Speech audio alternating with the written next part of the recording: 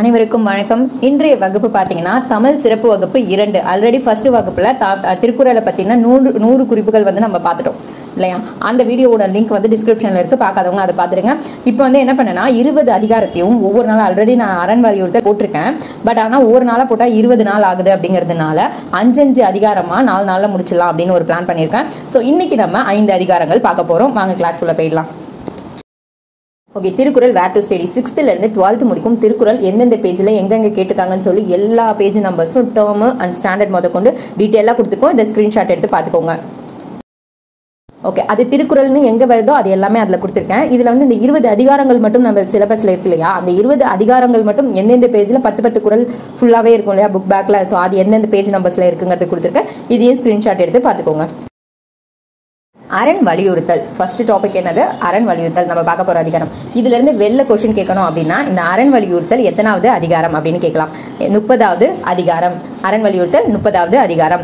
எந்த பாலை சேர்ந்தது? அறத்துப்பாலை சேர்ந்தது. இது கூட ஞாபகம் வச்சுக்கலாம். அரண் அறத்துப்பால் ஈஸியாக ஞாபகம் வச்சுக்கலாம். இயல் அப்படின்னு சொல்லி படித்தோம் இல்லையா? அதில் இது என்ன இயல்? பாயிரவியல் அப்படின்னு சொல்லுவாங்க. ஸோ அதை தான் நான் பாயிரம்னு எழுதியிருக்கேன். இது பாயிரவியல். இது மட்டும்தான் வெளில இருந்து கேட்டால் இந்த மூணு கொஸ்டின்ஸ் கேட்கலாம். என்ன அதிகாரம்? எத்தனாவது அதிகாரம்? 30வது அதிகாரம். அரண் வலியுறுத்தல். எந்த பாலை சேர்ந்தது? அறத்துப்பாலை சேர்ந்தது. எந்த இயல்? பாயிரவியல். சின்னதா இது வந்து அப்பார்ட் ஃப்ரம் எக்ஸாம்ல நான் சொல்ல, எக்ஸாம் இல்லாம நான் சொல்றேன். இந்த பாயிரவியல் அப்படின்னா என்ன அப்படின்னு சும்மா தெரிஞ்சுப்போம். சில குறிப்புகள் என்ன சொல்றாங்கன்னா 300 மாதிரி அமைந்ததுதான் இந்த பாயிரவியல் அப்படின்னு சொல்றாங்க. அதாவது ஃபர்ஸ்ட் 4 வாழ்த்து இருக்கு இல்லையா? அதாவது ஃபர்ஸ்ட் 4 அதிகாரம் கடவுள் வாழ்த்து, நீத்தார் பெருமை, வான் சிறப்பு, அரண் வலியுறுத்தல், இந்த 4 மட்டும் தான் பாயிரவியல்ல வருது. நம்மளுக்கு சிலபஸ்ல அரண் வலியுறுத்தல் மட்டும்தான் இருக்கு இல்லையா? அதனால அரண் வலியுறுத்தல்னாலே பாயிரவியல் தான், எந்த டவுட்டும் இல்லை. பாயிரம் அப்படிங்கிறது வரலாறுல வந்து சில விஷயங்களை பெருமையா பாடிட்டு இருக்காங்களா, அதை பத்தி பாடுறதாகவும் பாயிரம் அப்படிங்கிறதுக்கு மீனிங். அதே வந்து கண்டினியூவா அதை பத்தி பெருமையா பாட போறோம், வரலாறுல இருக்கிற தமிழ் மரபை பத்தி பெருமையா பாட போறோம் அப்படிங்கிறதையும் நம்ம பாயிரம் அப்படின்னு குடிச்சிருக்காங்கன்னு சொல்றாங்க. இது எக்ஸாமுக்கு கிடையாது, ஜஸ்ட் நம்ம தெரிஞ்சுக்கலாமே அப்படின்னு தான் சொல்றோம். ஓகே, நம்ம இப்ப ஃபர்ஸ்ட் குறளுக்கு போயிடலாம். எப்பவுமே குறள் படிக்கிறப்ப நான் குறளை வச்சு நான் ஒரு மீனிங் சொல்லிடுறேன். இது வந்து ஸ்கூல் புக்கில் கொடுத்துருக்குற மீனிங். ஓகே, அப்படியே நம்ம ஸ்கூல் புக்கில் உள்ளதாக கொண்டு வந்திருக்கோம். ஏன்னா ஸ்கூல் புக்கில் உள்ளதை வச்சு நம்மளுக்கு டிஎன்பிஎஸ்சியில் ஆப்ஷன்ஸில் கேட்கலாம். அதனால் நம்ம ஸ்கூல் புக்கில் உள்ளதே படிச்சுப்போம். உங்களுக்கு மீனிங் புரியறதுக்காக நான் வந்து எக்ஸ்பிளனேஷன் கொடுத்துக்கிறேன். ஓகே, ஃபர்ஸ்ட் திருக்குறளை பாருங்க. சிறப்பு ஈனும் செல்வமும் ஈனும் அறத்தின் ஊங்கு ஆக்கம் எவனோ உயிர்க்கு. சிறப்பு ஈனும் சிறப்பையும் தரும், ஈனும்னா தரும் இல்லையா? செல்வமும் ஈனும் செல்வத்தையும் தரும். அறத்தின் ஊங்கு அறத்தை விட, சிறப்பையும் செல்வத்தையும் தரும் அறத்தை விட, ஆக்கம் எவனோ உயிர்க்கு. ஆக்கம்னா மேன்மை. இப்ப அப்படியே சேர்த்து படிங்க. சிறப்பையும் செல்வத்தையும் தரும் அறத்தை விட மேன்மை தரக்கூடியது எவனுக்கு இருக்கு? உயிருக்கு. எந்த உயிருக்கு இருக்கு இதை விட அப்படிங்கிற மாதிரி. ஓகே, இதை தான் நம்மளுக்கு ஸ்கூல் புக்ல எப்படி கொடுத்துருக்காங்க பாயிண்டா. அறம் மதிப்பும் செல்வமும் தரும் ஆதலின் அறத்தினும் வாழ்வுக்கு நல்லது வேறில்லை. நம்ம வாழ்வுக்கு அறத்தை காட்டிலும் நல்லது செய்யறது வேற எதுவும் இல்லை அப்படின்னு சொல்லியிருக்காங்க. திருக்குறள்ல இன்னொன்று ஒரு க்ளூ தரேன். எல்லாத்துலேயுமே நம்ம நல்லா இருக்கணும், அதாவது அறத்தோட இருக்கணும், ஒழுக்கத்தோட இருக்கணும், ஆக மொத்தம் ஒழுங்கா இருக்கணும் அப்படின்னு தான் சொல்லியிருப்பாங்க. ஓகே, அதுக்கு சில எக்ஸாம்பிள் சொல்லியிருப்பாங்க. சில குறள்ல வந்து இதை விட இதா அப்படிங்கிற மாதிரி இருக்கும். அவ்வளவுதான் திருக்குறள். இதை தெரிஞ்சுக்கிட்டீங்கன்னா எல்லா திருக்குறளுமே உங்களுக்கு அசால்ட்டா வந்துடும். ஓகே, நெக்ஸ்ட் குறளுக்கு போயிடலாம். அடுத்த குறள் பாருங்க. அறத்தின் ஊங்கு ஆக்கமும் இல்லை. நம்ம முன்னாடி சொன்னோம்னா அறத்தை விட, ஊங்குனா அதை விட அப்படின்னு வச்சுக்கோங்க. அறத்தை விட மேன்மையானது எதுவுமே இல்லை. அதனை மறத்தலின் ஊங்கு இல்லை கேடு. இப்ப நம்ம ஃபுல்லா சொல்லி பார்க்கலாம் பாருங்க. அறத்தை விட மேன்மையானது எதுவும் இல்லை, ஆனா அதை நீ செய்யாம மறக்கிற பாரு. அந்த அறனா என்னன்னே தெரியாம மறக்கிற பாரு. அதை விட உன் வாழ்க்கையில ஒரு பெரிய கேடு, தீங்கே இல்லை அப்படின்னு சொல்றாங்க. அதுதான் உன் வாழ்க்கையோட தீங்கே அப்படிங்கிற மாதிரி தான் சொல்றாங்க. ஓகே, ஸ்கூல் புக்ல எப்படி கொடுத்துருக்காங்க? அறத்தை போல நன்மை வேறில்லை, அதை மறத்தலை போல கேடு வேறில்லை. புரிஞ்சுக்க முடியுதா? நெக்ஸ்ட் குறள் போலாம். அடுத்த குறள். ஒள்ளும் வகையான் அறவினை ஓவாதே செல்லும் வாய் எல்லாம் செயல். ஒன்றும் இல்லை, ஒள்ளும் வகையான் எவ்வளோ தூரம் நீங்கள் போனாலும் சரி இயன்ற அளவுக்கு அறவழியில மட்டுமே செயல்படுங்க. ஓவாதேனா ஓயாம அந்த வழியில மட்டுமே செயல்படுங்க. செல்லும் வாய் எல்லாம் செயல், எந்த செயல் செய்தாலும் எந்த காரணத்தை கொண்டும் அறவழியிலிருந்து தவறாம செயல்படணும் அப்படிங்கிறது தான் இதுக்கான மீனிங். அதான் இயன்ற அளவு இடைவிடாது அறத்தை ஏற்கும் இடமெல்லாம் செய்க. எந்த இடத்துல செய்யணும்னாலும் அந்த இடத்துல தவறாம அறவினையை கடைபிடிங்க அப்படின்னு சொல்றாரு. இந்த 10 குறளுமே அறமா இருங்க, அறத்தோட செயல்படுங்க அப்படின்னு தான் வள்ளுவர் சொல்லியிருப்பாரு. சரி, அறம்னா என்ன ஃபர்ஸ்ட் அது தெரியணும்ல. நேர்மையா இருக்கிறது, ஒழுக்கமா இருக்கிறது, நம்மளுக்கு ஒருத்தவங்க கெட்டதே செஞ்சாலும் அவங்களுக்கு நம்ம நல்லதே செய்யணும். இல்லையா, அவங்களுக்கு எந்த தீங்கும் நினைக்கக்கூடாது. இது எல்லாம் தான் அறத்தை குறிக்கிறது. இது இல்லாமல் நிறைய வீரம் அது எல்லாம் வரும். பட் ஆனால் நம்மளுக்கு சொல்லியிருக்கிற பாயிண்ட்டை வச்சு நம்ம இவ்வளோ தூரம் படித்தா போதும். சரி, அடுத்த குறள் போகலாம். அடுத்த குறள், மனத்துக்கண் மாசிலன் ஆதல் அனைத்து அரண் ஆகுல நீர பிற. மனதின் கண்ணான மனசு இருக்குல்லையா, நம்ம மனசோட கண்ணு எந்த தூசும் இல்லாமல் இருக்குது இல்லையா, அதுதான் அறம். மாசு இலன் ஆதல் அனைத்து அரண் ஆகுல நிற பிற. மீதி அனைத்துமே ஆரவாரம் தான் அப்படின்னு சொல்றாரு. சிம்பிளா உங்களுக்கு புரியுற மாதிரி சொல்லணும்னா வச்சுக்கோங்களேன். வள்ளுவர் என்ன சொல்றாருன்னா, இப்போ நான் இருக்கேன், நான் சொல்கிறேன், நான் ரொம்ப உண்மையாக இருக்கேன், நேர்மையாக தான் இருக்கேன். ஆனால் எனக்கு எல்லாமே கஷ்டமாக நடக்குது, எல்லாமே நஷ்டமாக நடக்குது. இதோ அந்த எய்த்தாப்பில் போகிறானே அவன் செம்ம ஃப்ராட் வேலை பார்க்குறான், ஆனால் ஜாலியாக சுற்றிட்டு இருக்கான் அப்படின்னு சொன்னால் அதுக்கு தான் வள்ளுவர் சொல்கிறாரு, நீ இருக்கல்ல தூய்மையாக இருக்க பற்றியா மனசளவில், நீ தான் அறத்தோடு இருக்கிறவன் அர்த்தம். அவன் பண்ணுறது எல்லாம் வெறும் ஆரவாரம் தான், அது என்றைக்கும் நிலைக்காது அப்படிங்கிற மாதிரி சொல்கிறாரு. அதான் இதுக்கான மீனிங். ஓகே, ஸ்கூல் புக்கில் என்ன கொடுத்துருக்காங்க, மனப்பிழையின்றி நட. நான் சொன்னலையா அதே தான், அதுவே அறம், அதுதான் அறம். மற்றவை எல்லாம் வெளிப்பகட்டு. வெளிப்பகட்டுனா என்ன, சும்மாலாம் பந்தா அப்படிங்கிறாரு. ஓகே, அடுத்த குறள், அழுக்காறு அவா வெகுளி இன்னாச்சொல் நான்கும் இழுக்கா இயன்றது அறம். அழுக்காறு அவா வெகுளி, பொறாமை, ஆசை, சினம், இன்னாச்சொல் கடுஞ்சொல். 4 சொல்லியிருக்கேன் இல்லையா, என்னென்ன, பொறாமை, ஆசை, கோபம், சினம், அடுத்து கடுஞ்சொல். இந்த 4ஐயும் நம்ம வாழ்ற வாழ்க்கையில, அதாவது நம்மளோட பண்புல அதை கொண்டுட்டு வராம இருந்தாலே அதுதான் அறம் அப்படின்னு சொல்றாங்க. அதான் அற வழியில நடக்கிறது அப்படிங்கிறது தான் இதுக்கான மீனிங். ஓகே, ஸ்கூல் புக்ல என்ன சொல்லியிருக்காங்க, பொறாமை, ஆசை, சினம், கடுஞ்சொல் வராமல் ஒழுகுவதே அறம், அதுதான் சொல்லியிருக்காங்க இல்லையா. சரி, ஓகே. அடுத்த குறள், அன்று அறிவாம் எண்ணாது அறம் செய்க மற்றது பொன்றும் கால் போன்றா துணை. அன்று அறிவாம், அன்னைக்கு பார்த்துக்கலாம் அப்படின்னு சொல்லி ஒரு அறத்தை செய்யாமல் இன்னைக்கு விட்டுறாதீங்க. நீங்கள் செய்கிற அறம் பொன் போல அன்னைக்கு உங்களுக்கு துணையாக இருக்கும் அப்படின்னு சொல்கிறாங்க. இன்னைக்கு ஒருத்தர் ஹெல்ப் கேட் வந்தார்னா, போ அடுத்த வாரம் வா அப்படின்னு சொல்லி அனுப்பிட்டு அடுத்த வாரம் நீயே கஷ்டத்தில் இருந்தானா என்ன பண்ணுவேன், இன்னைக்கே அந்த ஹெல்ப் கேட்டு வரவங்களுக்கு ஹெல்ப் பண்ணியிருந்தனா அடுத்த வாரம் நீ கஷ்டத்தில் இருக்கும்போது அவன் உனக்கு ஹெல்ப் பண்ணி உன்னை தூக்கி விடுவான் இல்லையா. அதாவது அதே ஆளைன்னு சொல்ல முடியாது, வேற ஒருத்தவங்க ஹெல்ப் பண்ணுவாங்க அப்படிங்கிற மாதிரி சொல்றாரு வள்ளுவர் இல்லையா. இன்னைக்கு நீ செய்யற புண்ணியம் நாளைக்கு உன்னை காப்பாற்றணும் நம்ம முன்னோர்கள் சொன்னாங்களே, அதே கான்செப்ட் தான். சரி, இப்போ ஸ்கூல் புக்ல என்ன சொல்லியிருக்காங்க, சாகும்போது பார்த்துக்கொள்வோம் என்று எண்ணாது நாளும் அற செய்க. அதே தான் சொல்றாங்க, அப்ப பார்த்துக்கலாம், சாகிறப்ப நான் பார்த்துக்கிறேன் அப்படின்னு சொல்லி நினைக்காம எப்பவும் செய்யுங்க, அதுவே உங்களுக்கு உயிர் துணையா இருக்கும். உயிர் போற நேரத்துல அது உங்களுக்கு துணையா இருக்கும் அப்படின்னு சொல்றாரு. 7வது குறள் பாருங்க, அறத்தாறு இதுவென வேண்டா சிவிகை பொறுத்தானோடு ஊர்ந்தான் இடை. இந்த குறளை பொறுத்த வரலும் ஒருத்தர் பல்லக்கு இருக்கு இல்லையா, பல்லக்குன்னா அந்த காலத்துல ராஜாவெல்லாம் வச்சு தூக்கிட்டு போவாங்க இல்லையா, அந்த பல்லக்கு தூக்கிட்டு போறாரு இல்லையா, தூக்கிட்டு போறவரையும் பல்லக்குல உட்காந்துட்டு போறவரையும் வச்சு கம்பேர் பண்ணாதீங்க, அது அறம் கிடையாது. அதை வச்சு அறத்தை கம்பேர் பண்ணாதீங்க. என்ன சொல்ல வராங்கன்னா, பல்லக்கு தூக்கிட்டு போறவரு எந்த அறமும் செய்யல போல அதனால கஷ்டப்படுறாரு அப்படிங்கிறதும் அர்த்தம் கிடையாது. பல்லக்குல உட்காந்துட்டு போறவரு அறத்தோடு நடந்துக்கிறாரு அதனால சொகுசா போறாருங்கிறதும் அர்த்தம் கிடையாது அப்படின்னு சொல்லி, இதையும் அதாவது நம்ம கண்ணில் பார்க்குற விஷயத்தையும் அறத்தையும் போட்டு கன்ஃபியூஸ் பண்ணிக்காதீங்க அப்படிங்கிற மாதிரி தான் இதில் சொல்ல வராங்க. ஓகே, அது தொழில். ஓகே, அறம்ங்கிறது இப்படி நம்ம இது கம்பேர் பண்ணி பார்க்க வேண்டாம் அப்படிங்கிறது தான் இந்த குறள். ஸோ பள்ளத்தில் இருப்பவனையும் சுமப்பவனையும் பார்த்து அறத்தின் பயனை மதிப்பிடாதே, அவ்வளோதான். வீழ்நாள் படா அமை நஞ்சு ஆற்றேன் அஃது ஒருவன் வாழ்நாள் வழி அடைக்கும் கல். என்ன சொல்றாரு, வீழ்நாள், ஒரு நாளையும் வீணாக்காதீங்க, எல்லா நாளுமே அறம் செய்யுங்க. நீங்க அப்படி எல்லா நாளுமே அறம் செய்யறது உங்களோட வாழ்நாள் வழி இருக்கு இல்லையா, அந்த வாழ்நாள் வழியா அடைக்கிற கல்லாக இருக்கும். வாழ்நாள் வழினா ஒன்றும் இல்லை, பிறவி பலன் அப்படின்னு சில இதில் சொல்றாங்க. சில இதில் வந்து உங்களோட வாழ்க்கை வந்து முடியுது இல்லையா, அது வந்து கொஞ்சம் எக்ஸ்டென்ஷன் பண்ணும் அப்படிங்கிற மாதிரி சில பேர் உரை எழுதியிருக்காங்க. பட் ஆனால் நம்ம ஸ்கூல் புக்கில் எப்படி கொடுத்துருக்காங்க, பிறப்பு வழியை அடைக்கும் கல் அப்படின்னு சொன்னாங்க. மேபி மோட்சம் அதை பற்றி கூட சொல்லலாம். ஸோ நாள் தவறாமல் அறம் செய்க அது ஒருவன் பிறப்பு வழியை அடைக்கும் கல்லாகும் அப்படின்னு சொல்றாரு. அறத்தான் வருவதே இன்பம் மற்ற எல்லாம் புறத்தே புகழும் இல்லை. அதாவது அறத்தினால கிடைக்கிற புகழ் மட்டும்தான் இன்பம் தரக்கூடியது, அதை தவிர மீதி கிடைக்கிறது எல்லாமே புகழே கிடையாது அப்படின்னு சொல்றாங்க. ஒரு எக்ஸாம்பிளுக்கு சொல்லணும்னா, ஒருத்தர் நல்லா அடிச்சு உதச்சி காசெல்லாம் பிடிங்கி பெரிய பணக்காரர் ஆயிட்டாருன்னு வச்சுக்கோங்க. அவர் வந்து எப்படி ஒருத்தவங்க வருவான், ரொம்ப புகழ்வா, சார் நீங்களாம் பெரிய ஆளு சார், நீங்க நினைச்சா என்ன வேணாலும் பண்ணலாம்னு புகழ்வான். புகழ்ந்துட்டு அவன் வீட்டுக்கு போய் என்ன சொல்லுவான், அந்த ஆளு எப்படி முன்னேறினான்னு எனக்கு தெரியாதா, எவ்வளவு பேர் அடிச்சு உதச்சி என்னென்ன பண்ணி முன்னேறினா, எவ்வளவு பித்தலாட்டம் பண்ணி முன்னேறினா அப்படின்னு சொல்லுவாங்க இல்லையா. அப்ப அது புகழே கிடையாது, அவர் கண்ணுக்கு நேரம் சும்மா இது பந்தாவா பேசிட்டு போயிட்டாருன்னு அர்த்தம். இதே ஒருத்தவங்க நல்லவங்களா இருந்தாங்கன்னா, அந்த மனுஷன் ரொம்ப நல்லவரா இருப்பாரு, என்னைக்கா இருந்தாலும் மேலே வருவாருன்னு தெரியும் அப்படின்னு சொல்றோம் இல்லையா.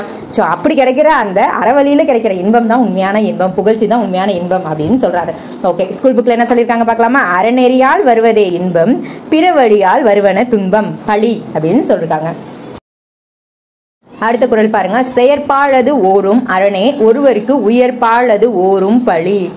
சிம்பிளா சொல்லணும்னா, ஒருத்தவன் செய்ய வேண்டியது, அவனோட வாழ்க்கையில அவன் செய்ய வேண்டியது அறச்செயல்கள் மட்டும்தான்.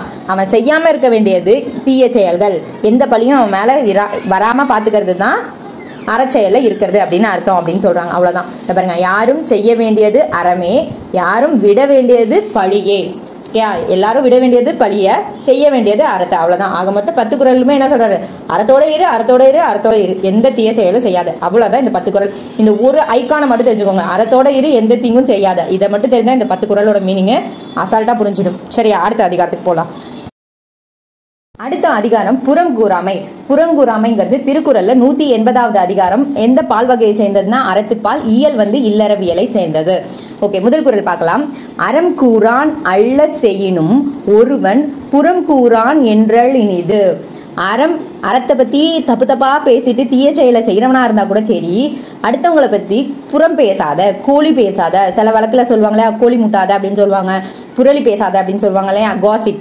இப்ப நம்மளுக்கு தெரிஞ்சது காசிப், எல்லா இடத்துலயும் சொல்றோம் இல்லையா அந்த வேர்டு. ஸோ காசிப் பேசாத இருந்தனாலே உன் வாழ்க்கைக்கு நல்லது அப்படின்னு சொல்றாரு திருவள்ளுவர். இப்ப பாருங்க, ஒருவன் அறத்தை பழித்து தீமை செய்யணும் கோள் சொல்லான். கோள்னா கோழி முட்டுறது இல்லையா. கோள் சொல்லான் என்பது காதுக்கு இனியது. அடுத்த குறள் பாருங்க. அறநழியி அல்லவை செய்தலின் தீதே புறநழியி பொய்த்து நகை. அதாவது ஒரே ஒரு விஷயம் மட்டும் தெரிஞ்சுக்கோங்க. திருக்குறளை பொறுத்தவரையிலும் ஃபர்ஸ்ட் 10 குறள் அரண் வலியுறுத்தல் என்ன பார்த்தோம்? அரண் செய்யி, அறத்தோட இரு, அறத்தோட இருன்னு சொன்னாரு. இப்ப புறங்குறாமைங்கிறதுல என்ன சொல்ல போறாங்க? புறம் பேசாத, கோழி பேசாதன்னா 10 சொல்ல போறாங்க. அந்த 10 எப்படி கம்பேர் பண்ணி சொல்லுவாங்கன்னா, நீ அறத்தோட இல்லைனாலும் பரவாயில்ல, ஏன்னா இது அறத்துப்பால், அதனால அறத்தோட இல்லைனாலும் பரவாயில்ல, புறம் பேசாத அப்படின்னா 10 வரும். சரியா? ஸோ இதையா ஞாபகம் வச்சுக்கோங்க அந்த விஷயத்த. ஓகே, இப்போ இந்த குறளுக்கான மீனிங் என்னன்னு பாத்தீங்கன்னா, அதே தான் இருங்க. அறநழியி அல்லவை செய்தலின் தீதே. நீ அறவழியிலே போகாம வெறும் கெட்டதாவே செஞ்சுட்டு இருக்க, தீய செயலே செஞ்சுட்டு இருக்க அப்படின்னா கூட புறநழியி பொய்த்து நகை. அடுத்தவனை நேருக்கு வச்சுக்கிட்டு அவனை அப்படியே எப்படி சொல்றது, கிண்டல் பண்ணி பேசாத அப்படின்னு சொல்றாரு. ஒருத்தவனை கிண்டல் கேலி பண்ணி எதுக்காப்புல வச்சு கிண்டல் கேலி பண்ணி பேசாத, அது ரொம்பவே நல்லது கிடையாது அப்படின்னு சொல்றாரு. ஓகே, இப்போ ஒரே ஒரு விஷயம் நான் ஷேர் பண்ணிக்கிறேன். என்னோட ஃப்ரெண்ட் சர்க்கிள்ஸ் எல்லாம் இப்போ நாங்கள் பேசிக்கிறோம் இல்லையா, அப்போ இதே மாதிரி விஷயம்லாம் நடக்கும். நம்மளை கேலி பண்ணுவாங்க, ஆனால் நம்மளை அப்படியே கொஞ்சம் பெருமையாக பேசுகிற மாதிரியே கேலி பண்ணுவாங்க. அதே மாதிரிலாம் நிறைய நடக்கும்ல நம்ம ஃப்ரெண்ட் சர்க்கிள்ஸ் எல்லாம். அப்போல்லாம் கூட நாங்கள் ஒரு கோடு சொல்லுவோம். என்னன்னா, என்ன வஞ்ச புகழ்ச்சி அணியா அப்படின்னு சொல்லி கேட்போம். ஸோ அதே மாதிரி விஷயங்கள்லாம் ஒருத்தவங்களை நேருக்கு நேர் நம்ம கிண்டல் பண்ணக்கூடாது அப்படின்னு சொல்றாரு. வேற ஒன்றும் இல்லை. சரியா? அறமளித்து செய்யினும் தீமையினும் தீது புறத்தே இகழ்ந்து முன்னே புகழ்வது. ஓகேயா? அடுத்து 3வது குறள். புறம் கூறி பொய்த்துயிர் வாழ்தலின் சாதல் அறம் கூறும் ஆக்கம் தரும். அதாவது நல்லா இந்த லைன்லேயே பாருங்க. புறம் கூறி பொய்த்துயிர் வாழ்தலின் சாதல். ஒருத்தவரை இப்போ நம்ம நேரில் பார்க்கும்போது நல்லா வாங்க எப்படி இருக்கீங்க அப்படின்னு சொல்லி பேசிட்டு அப்படி அவர் அந்தாண்ட போனதும் இப்போ இந்த ஆள் வந்தான் பாரு, அவன் இருக்கான 1 நம்பர் ஃப்ராடு அப்படி இப்படின்னு நம்ம பேசுகிறோம் பார்த்தீங்களா. அதே மாதிரி ஆளை பார்க்குறப்போ ஒன்றும் ஆள் இல்லாதப்போ ஒன்றும் இதேமாரி புறம் பேசிக்கிட்டு இருக்கியே, இப்படி இருக்கிறத விட நீ சாவது தான் அறம் அப்படின்னு தான் சொல்லி பெரிய பெரிய புத்தகங்கள் அறத்தை பற்றின ஒரு விஷயத்தில் சொல்லப்பட்டிருக்கு அப்படின்னு சொல்கிறாரு. அவ்வளோதான். ஸோ கோள் சொல்லி நடித்து உயிர் வாழ்தலினும் சாவது நல்லது, அறத்தின் பயன் கிடைக்கும். இப்படி நீ வாழ்றதுக்கு செத்து போனா அதே மாதிரி பண்ணாம நீ செத்து போயிட்டேன்னு உனக்கு அறத்தோட பயனாவது கிடைக்கும் அப்படின்னு சொல்றாரு. ஓகேயா? அடுத்த குறள் பாருங்க. கண்ணின்று கண்ணற சொல்லினும் சொல்லற்க முன்னின்று பின்னோக்க சொல். கண்ணின்று கண்ணற சொல்லினும். ஒருத்தவனை கண்ணுக்கு நேராக பார்த்து உனக்கு கடுப்பு இருந்துச்சுன்னா கண்ணாமனான்னு திட்டிக்க, என்ன வேணாலும் சொல்லி திட்டு. என்ன சொல்லற்க அப்படி திட்டாம முன் இன்று பின்னோக்க சொல். அவன் முன்னாடி இருக்கும்போது கண்ணாமனான்னு அவனோட கோத்தெல்லாம் காட்டு, ஆனால் அவன் இல்லாதப்ப அவனை பற்றி எந்த பொருளையும் பேசாத. அதாவது இந்த சொல்லுவாங்களே 7-8 பிட்டு சேர்த்து போடாது. ஓகே, அவன் ஒரு தப்பு பண்ணியிருப்பான், அதனால அவனுக்கு கடுப்பு இருக்கும், அவனை நேராக திட்டிட்டு போயிடு. அதை விட்டுட்டு அவனை பற்றி பின்னாடி போய் எக்ஸ்ட்ரா ஒரு 7-8 பிட்டு சேர்த்து போட வேணாம் அப்படின்னு சொல்றாரு. அதான் எதிரே கடுமையாக சொல்லினும் சொல்லலாம், ஆள் இல்லாத போது கோள் சொல்லற்க. 5வது குறள். அறஞ்சொல்லும் நெஞ்சத்தான் அண்மை புறஞ்சொல்லும் புண்மையால் காணப்படும். அறஞ்சொல்லும் அதாவது அறத்து வழியில நடக்கணும், நான் அப்படிதான் நடக்கிறேன் அப்படின்லாம் சொல்லி ஒருத்தன் பேசுறானா, அவன் அற வழியில நடக்கிறானா அப்படின்னு கவனிச்சு பாக்குறப்ப அவன் யாரையாவது பத்தி ஒரு தடவை புறம் பேசிட்டானா வச்சுக்கோங்களேன், புறம்னா கோழி முட்டிட்டானா அவன் அறத்து வழியில நடக்கலன்னே அர்த்தம். அறத்து வழியில நடக்கலங்கிறது நம்மளுக்கு கண்ணுக்கு நேரா தெரியும் அப்படின்னு சொல்றாங்க. அதான் இவன் நெஞ்சத்தில் நேர்மை இல்லை என்பது கோள் சொல்வதிலிருந்து கண்டு கொள்ளலாம். ஓகே, 6வது குறள். பிறன்பழி கூறுவான் தன்பழியுள்ளும் திறந்தெறிந்து கூறப்படும். இதை சிம்பிளா சொன்னா வச்சுக்கோங்களேன், இப்ப நீ இன்னொருத்தவனை பிறரை வந்து பழிச்சன்னா உன்னை இன்னொருத்தவன் பழிப்பான், அவ்வளவுதான். இந்த குறளே அவ்வளவுதான். அது பிறரது குறையை நீ தேடி கூறின் உன் பெரிய குறையை மற்றவர் விடுவாரோ. 7வது குறள். பகச்சொல்லி கேளீர் பிரிப்பர் நகச்சொல்லி நட்பாடல் தேற்றாதவர். அதாவது நகைச்சொல்லி இதுல இருந்தா ஆரம்பிக்கணும். நகைச்சொல்லினா நகைச்சுவையா பேசி, அதாவது மகிழ்ச்சியா பேசி நட்பாடல் தேற்றாதவர். அதாவது ஒரு நண்பர்களை மகிழ்ச்சியா பேசி நம்மளோட இழுத்துக்கிறத விட்டுட்டு ஏதாவது கோழி மூட்டிட்டு இருந்தானா வச்சுக்கோங்களேன், அவன்கிட்ட இருக்கிற நண்பர்களுமே அவனை விட்டு போயிடுவாங்க அப்படிங்கிறாரு. அவ்வளவுதான். மகிழ்ந்து பேசி நட்பு செய்ய தெரியாதவர் கோல் சொல்லி நண்பரையும் பிரித்து விடுவர். ஓகே, 8வது குறள் பாருங்க. துண்ணியார் குற்றமும் தூற்றும் மரபினர் என்னைக்கொள் எதிலார் மாட்டு.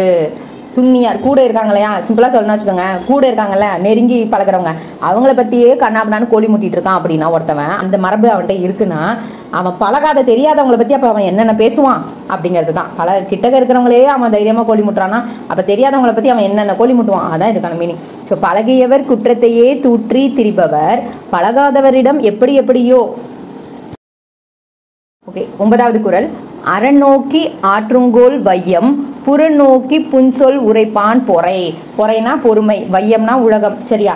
இப்ப அறநோக்கி ஆற்றுங்கோல் புறநோக்கி புன்சொல் சிம்பிளா சொல்லிடுறேன் பாத்துக்கோங்க. அதாவது ஒருத்தவன் எல்லார பத்தி கோழி பேசிக்கிட்டே இருக்கான். கோழி பேசுறவனை அவனையும் அவன் வந்து அறத்துலயே இல்ல கோழி பேசிட்டு இருக்கான், அவன் ரொம்ப கெட்டவன், அது தெரிஞ்சிருச்சு. ஆனா அவனையும் இந்த உலகம் தாங்கிட்டு தானே இருக்கு, அவனையும் இந்த உலகம் உள்ள வச்சிருக்குல்ல. அது ஏன் வச்சிருக்குன்னா அந்த உலகத்துக்கு அறம் அதுதான். அவன் கெட்டவனா இருந்தாலும் அவனை நான் தாங்குவேன், அதுதான் என்னோட அறம் அப்படின்னு சொல்லி உலகம் இருக்கு போல அப்படின்னு சொல்றாரு. புரியுதா?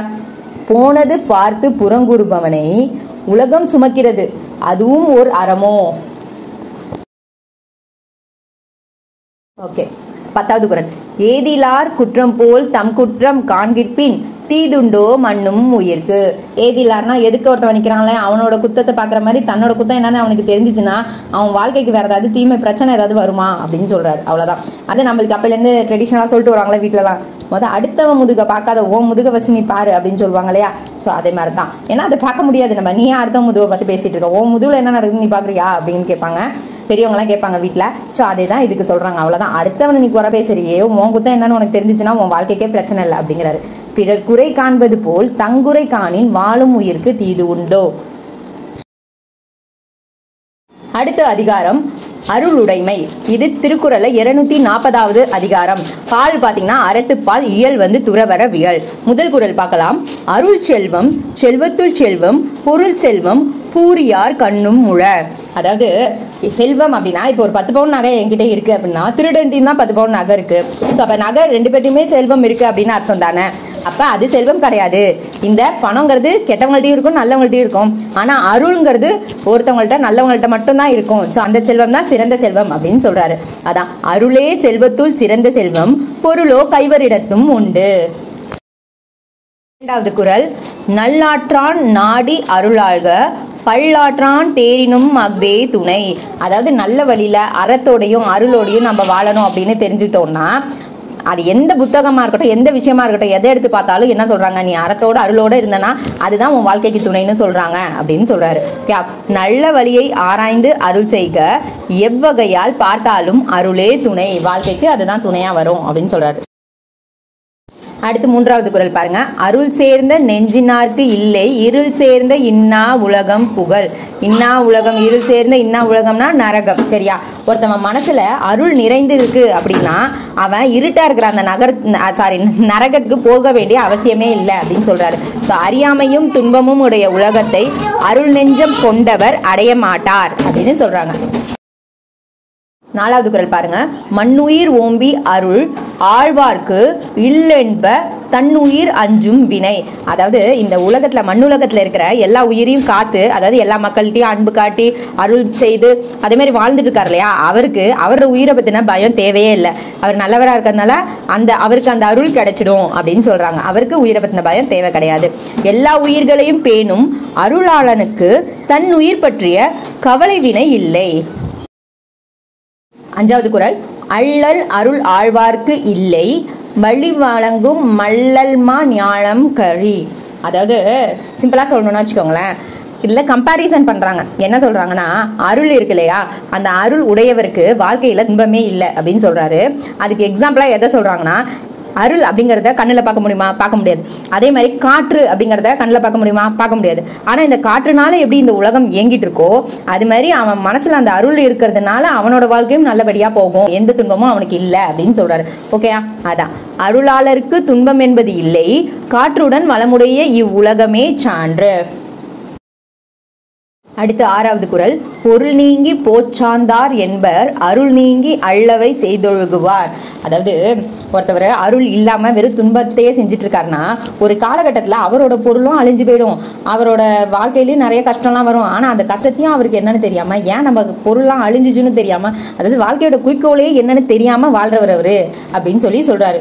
ஓகே, அதான் அருள் இல்லாமல் கொடுமைகளை செய்பவர் பொருளிழந்து வாழ்வும் வாழ்வினார் ஆவர். ஸோ பொருளாக இழந்தா அவர் எதுக்கு வாழ்றானே தெரியாமல் வாழ்ந்துட்டு இருக்காருன்னு அர்த்தம் அப்படின்னு சொல்கிறாங்க. 6வது குறள். அருள் இல்லாருக்கு அவ்வுலகம் இல்லை, பொருள் இல்லாருக்கு இவ்வுலகம் இல்லாகி யாங்கு.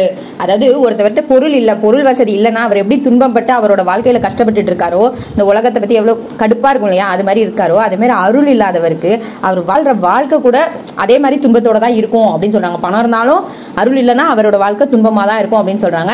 இன்னொரு பாயிண்ட் ஆஃப் வியூவில் சொல்லணும்னா, இப்போ சொர்க்கம் நரகம்னு சொல்லுவாங்களா, மேல் உலகத்தில் போனோன்னா உனக்கு சொர்க்கமே கிடைக்காது அப்படிங்கிற மாதிரியும் சொல்லலாம் நம்ம. சரியா? அதான் பொருள் இல்லாருக்கு இவ்வுலக வாழ்வு இல்லை, அருள் இல்லாருக்கு அவ்வுலக வாழ்வு இல்லை அப்படின்னு சொல்றாங்க.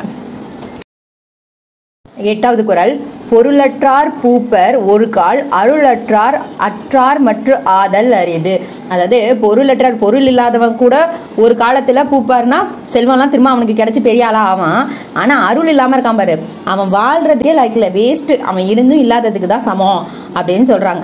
ஓகே, திரும்ப அவனுக்கு எதுவுமே கிடைக்க போறது கிடையாது, அவன்கிட்ட அருளே இல்லை, என்ன அவனுக்கு பெருசா நன்மை கிடைச்சிட போகுது அப்படின்னு சொல்றாங்க. அதான் பொருள் இல்லார் ஒரு நாள் செல்வத்தில் செழிப்பார், அருள் இல்லார் தொலைந்தவரே திரும்ப மீளார், திரும்பலாம் வரமாட்டாரு. அடுத்து 9வது குறள் பாருங்க. தெருளாதான் மெய்ப்பொருள் கண்டற்றால் தேரின் அருளாதான் செய்யும் அறம்.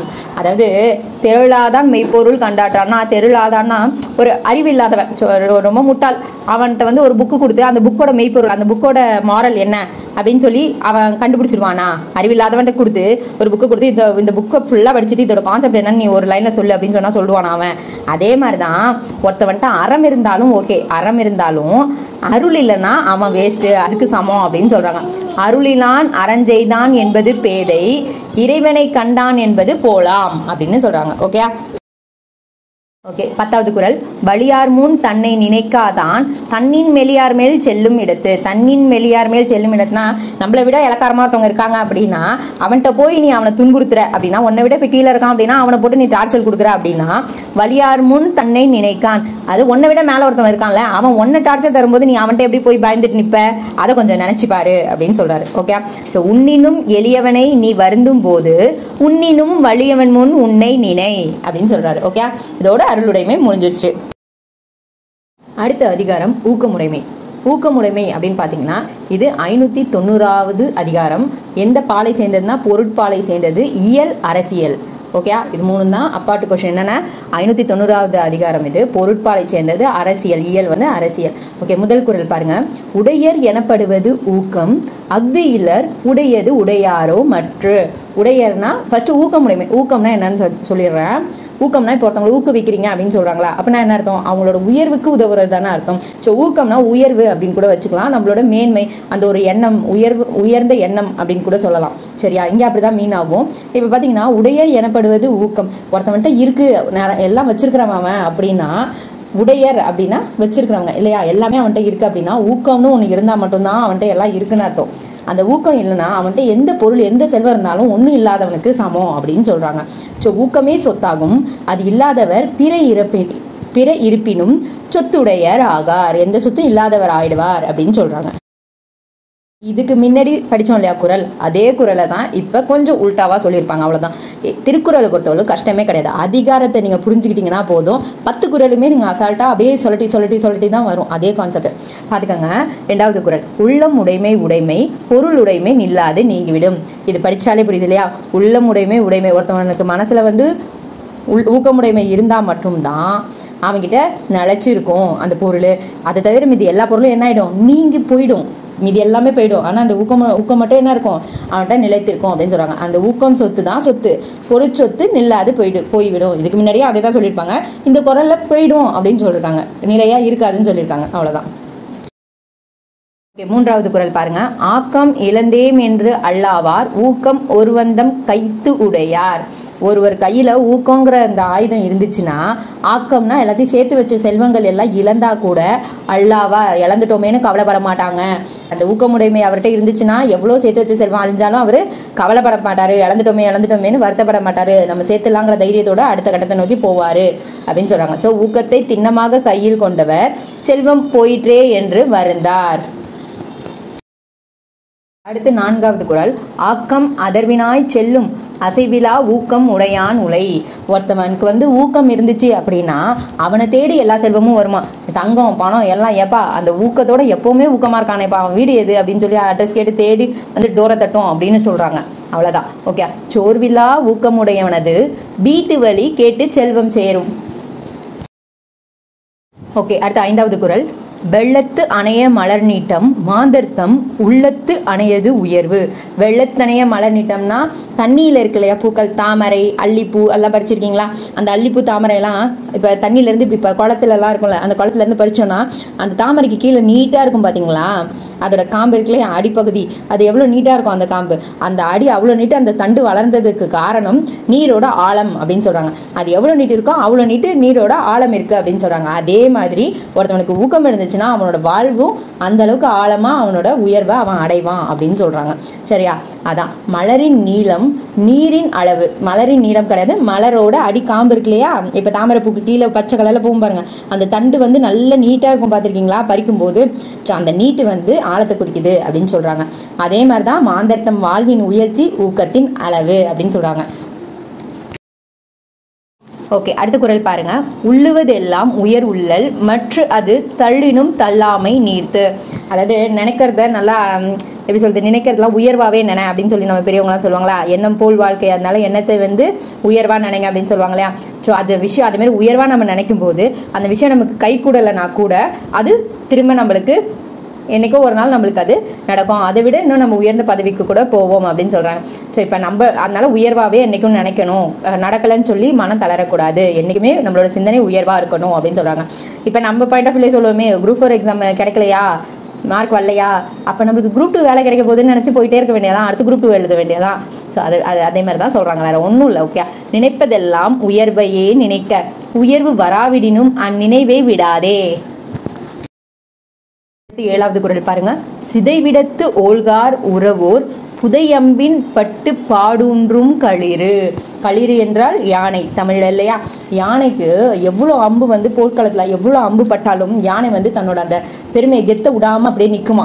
அதேமாரி இந்த ஊக்கம் உடையவங்க எவ்வளோதான் வாழ்க்கையில் இழந்தாலும் கஷ்டப்பட்டாலும் துன்பப்பட்டாலும் அவங்க சோர்வே அடையாமல் மனம் தளராமல் அடுத்த கட்டத்தை நோக்கி நகர்ந்து கொண்டே இருப்பாங்க, ரொம்ப தைரியமாக நிற்பாங்க அந்த இடத்துல அப்படின்னு சொல்கிறாங்க. ஸோ உறுதியாளர் அழிவிலும் ஊக்கம் தளர மாட்டாங்க, அம்புகள் தைத்தாலும் யானை வழி பொறுக்கும். எக்ஸாம்பிளாக சொல்கிறாங்க, யானையும் நம்மளையும் கம்பேர் பண்ணுறாங்க. குறள். உள்ளம் இல்லாதவர் எய்தார் உலகத்து வள்ளியம் என்னும் செருக்கு. இந்த ஊக்கம்ங்கிற எண்ணம் அவங்கள்ட்ட இல்லைன்னா அவங்க பெரிய செல்வந்தர் ஆகுவாங்க அப்படிங்கிற ஒரு மகிழ்ச்சி கூட அவங்க அடையவே மாட்டாங்க. நம்ம பெரிய ஆளாக தான் ஆக போகிறோங்கிற மகிழ்ச்சி கூட அவங்கள்ட்ட இருக்காது, பெரிய வள்ளலாக போகிறோம் அப்படிங்கிற மகிழ்ச்சி கூட அவங்கள்ட்ட இருக்காது அப்படின்னு சொல்கிறாங்க. உலகத்தில் பெருஞ்செல்வன் என்னும் சிறப்பை ஊக்கம் இல்லாதவர் அடையார். அடுத்து 9வது குறள். பரியது கூர்ங்கோட்டது ஆயினும் யானை வெறுவும் புளித்தா குறின். அதாவது பரியது பருமனான உடம்பு குண்டா இருந்தாலும் கூர்மையான இது இருக்கு இல்லையா, தந்தம்லாம் கூர்மையான தந்தங்கள்லாம் உள்ளது யானை. ஆனா அதுகிட்ட ஊக்கம் இல்லாத காரணத்தினால புலியே யானையை கம்பேர் பண்ணா புலி பெருசா யானை பெருசா, யானை தான் சைஸில் பெருசு, கொம்பு அதுகிட்ட கூர்மையான தந்தங்களுக்கு குத்தலாம் அதை வச்சு கூட. ஆனால் அதுகிட்ட ஊக்கம் இல்லாத காரணத்தினால புலி தாக்குனா என்ன ஆயிடுது, பயப்படும் யானை, புலிக்கே யானை பயப்படுது அப்படின்னு சொல்றாங்க. புலிகிட்ட இருக்கிற ஊக்கம் யானை கிட்ட இல்லாததுனால் அப்படின்னு சொல்றாங்க. அதான் வருமனும் கூறிய கொம்பும் இருந்தும் புலி தாக்கினால் யானையும் அஞ்சுமே அப்படின்னு சொல்றாங்க. ஓகே, இது ரொம்ப சிம்பிள்பா. உரம் ஒருவருக்கு உள்ள வெறுக்கை அஃது இல்லார் மரமக்கள் ஆதலே வேறு. ஒன்றும் இல்லை, உரம் ஒருவருக்கு உள்ள வெறுக்கைனா அந்த ஊக்கம் அப்படிங்கிற மனசுல ஒரு விதை வச்சிருக்காங்க பார்த்தீங்களா, அது உள்ளவங்க தான் வலிமையானவங்க. அது இல்லாதவங்க பார்க்கறதுக்கு மக்கள் மாதிரி இருந்தாலும் அவங்க மரத்துக்கு சமம் அப்படின்னு சொல்றாங்க. அவ்வளவுதான். ஸோ ஊக்கம் மிகுதியே வலிமை, அது இல்லாதார் நிலையால் மரம் வடிவால் மானிடர். சரியா, இதோட ஊக்கமுடைமை முடிஞ்சிடுச்சு. அடுத்தது அதிகாரம் அன்புடைமை. அது 70வது அதிகாரம் திருக்குறள்ல. பால் அறத்துப்பாலை சேர்ந்தது, இயல் இல்லறவியல். ஓகே, இப்போ முதல் குறள் பாருங்க. இதுலயும் அன்பா இருக்கிறத பத்தி சொல்ல போறாங்க. அவ்வளவுதான். ஓகே, அன்பிற்கு உண்டோ அடைக்கும் தாழ் ஆர்வலர் புன்கண்ணீர் பூசல் தரும். அன்புக்கு உண்டா அடைக்கிற தாப்பா ஏதாவது அன்புக்கு உண்டா? இப்போ ரொம்ப நாள் கழிச்சு ஒருத்தவங்களை பாக்குறீங்க, உங்களோட பெஸ்ட் க்ளோஸ் ஃப்ரெண்டுன்னு வச்சுப்போமே, அவங்கள பார்த்ததும் அப்படியே கடல இருந்து கடகடன்னு கண்ணீர் வந்துடும் இல்லையா? ஏன்னா அவங்க மேல இருக்கிற அன்பு தண்ணீரா வந்தது. ஆனா அவங்கள பார்த்தாலும் நான் கண்ட்ரோலா நின்னா கூட வந்துருது பாத்தீங்களா? ஸோ அதை தான் சொல்றாங்க. அன்புக்கு அடைக்கிற தாழ்பாலே கிடையாது, அவங்களோட கண்ணீரே காட்டி கொடுத்துரும் அப்படின்னு சொல்றாங்க. அவ்வளவுதான். அன்புக்கு அடைப்பு உண்டோ அன்புடையவர் கண்ணீரே உள்ளத்தை காட்டிவிடும்.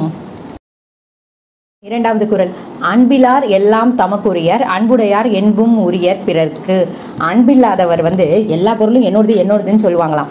ஆனா அன்புடையவர்கிட்ட பேய்த்தாப்புல ஒருத்தவங்க இதாங்க இது உங்களது, என்ன இது உங்களதுன்னு சொல்ற, இது நம்மளுதுன்னு சொல்லு அப்படின்னு சொல்லி அன்புடையவர் நம்மளுது அப்படின்னு சொல்லி அவரோட பொருளையும் பொதுவா எல்லாரோடையும் ஷேர் பண்ணிப்பாரு அப்படின்னு சொல்றாங்க. அது என்பும்னா தன்னோட எலும்பு உடம்பை கூட ஷேர் பண்ணிக்கிறாங்க அப்படின்னு சொல்றாங்க. அவ்வளவுதான். அன்பிலார் எல்லாம் தமக்கே கொள்வார் அன்பினர் உடம்பையும் பிறர்க்கு வழங்குவார். அடுத்து மூன்றாவது குறள். அன்போடு இயந்த வழக்கென்ப ஆருயிர்க்கு என்போடு இயந்த தொடர்பு. அன்பு இருந்தா மட்டும்தான் ஒருத்தவங்களோட ஒருத்தவங்க பேசிக்க கூட முடியும் இல்லையா? அன்பா இருந்தா தான் அவங்களும் ரொம்ப நாள் பேசிக்கிட்டு இருக்க முடியும். அதே மாதிரி நம்ம உடல் இல்லைன்னா உயிர் இல்லை, உயிர் இல்லைன்னா உடல் இல்லை. இது ரெண்டுத்தோட இணைப்பு கூட அன்பு காரணமா தான் அப்படின்னு சொல்றாங்க சான்றோர்கள்லாம். அதே மாதிரி நம்ம வாழ்க்கைக்கு அன்பு இருக்கிறதுனால தான் நம்ம உடம்பும் உயிரும் நம்மளுக்குள்ள அன்பா இருக்கு அப்படின்னு சொல்றாங்க. ஸோ உயிர் உடம்பினை பெற்ற தொடர்பு இருவர் அன்பு தொடர்பால் வந்தது என்பர். அடுத்து நான்காவது குறள். அன்பு ஈனும் ஆர்வம் உடைமை அது ஈனும் நண்பு என்னும் நாடா சிறப்பு.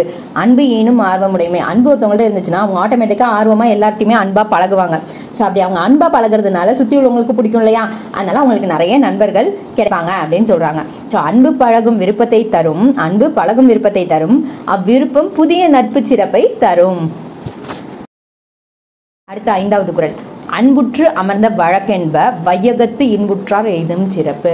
ஒருத்தர் இந்த உலகத்துல ரொம்பவே இன்பமா இருக்காரு, சந்தோஷமா இருக்காரு அப்படின்னா அவர் எல்லார்ட்டையும் அன்பு காட்டி வாழ்ந்துட்டு வந்ததுனாலதான் அவருக்கு இந்த இன்பம் கிடைச்சிருக்கு அப்படின்னு சொல்றாங்க. ஸோ உலகத்தில் காதலர்கள் அடையும் சிறப்பு அன்போடு வாழ்ந்ததால் வந்தது என்பர். அடுத்த குறள் பாருங்க. அறத்திற்கே அன்பு சார்பென்ப அறியார் மரத்திற்கும் அஃதே துணை. அறத்திற்கு அறவழி இருக்கு இல்லையா? அறவழியில போறதுக்கு அன்பு தான் துணைன்னு சொல்றவங்க அறியாதவங்க. அறத்துக்கு அன்பா இருந்தாதான் அறவழியில நடப்பாங்க அவங்க அப்படிங்கிறது அப்படி சொல்றவங்க அறியாதவங்க. ஒரு சில இடங்கள்ல வீரத்துக்கும் அன்பு துணையா இருக்கும் அப்படின்னு சொல்றாங்க. ஓகே, மரத்திற்கும்னா வீரத்துக்கும் துணையா இருக்கும். ஸோ அறத்திற்கு மட்டும் அன்பு துணை இல்லை, வீரத்திற்கும் அதுவே துணை. அடுத்து ஏழாவது குறள். என்பில் அதனை வெயில் போல காயுமே அன்பில் அதனை அறம். என்பில் அதனை அப்படின்னா எலும்பு இல்லாத ஒரு உயிரினமான புழு இருக்கு இல்லையா? புழுக்கு எலும்பே கிடையாது. ஸோ எலும்பு இல்லாத அந்த புழு வெயிலில் பட்டுச்சுன்னா வச்சுக்கோங்களேன், வெயிலில் தாங்காதான், ரொம்ப வெயில் போல காயுமே, வெயிலில் ரொம்ப துடிச்சு போயிடுமா.